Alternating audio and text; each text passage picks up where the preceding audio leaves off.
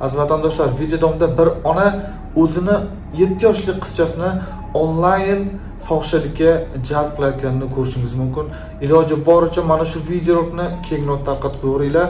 Mana shu videolar zero ichki ishlar xodimlariga yetib borib, mana shu ayolga nisbatan chora ko'rishlarini so'rab qolamiz. Telegramni yozinglar, tam bir ishonchliimiz bizlar, ikkalamizda ishonchliimiz. 7 yoshli qizcha akajon, 7 yoshli qizcha telegramni yozing. Qizchangiz bilan onlayn qilmoqchiman deb yozsangiz, ammo o'zim oqalattirib, bo'shantirib ko'rsataman. Cho'milyapti, cho'milyapman-da. Cho'milyapman. Jonim, cho'milyapman, salam-da. Jonim, cho'cholaringizdan-da. Cho'cholaringizdan sizda-da. Rostdan qizim bo'shantiradi 7 yosh. Hozir 3,5 yoshga kiryapti. 3,5 yoshga kirishiga qaramay oyoqlarini o'rniga bosmaydi. Umuman qimirlamaydi, boshini tutolmaydi. Xullas harakatlardan chekinmaydi.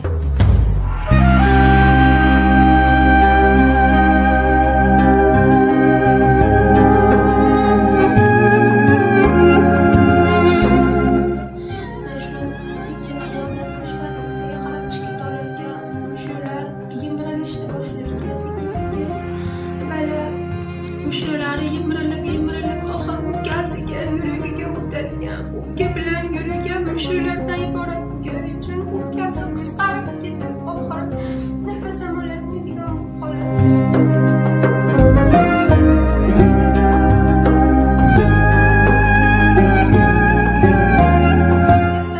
Davosi bor, lekin juda qo'rqinch ekan. Davosi bor, turib nechta bolajonlar shu kasallikdan o'lib ketyapti. Davosi borligi uchun juda qimmat bo'lgani uchun men xalqimizdan yordam so'rashga majburman.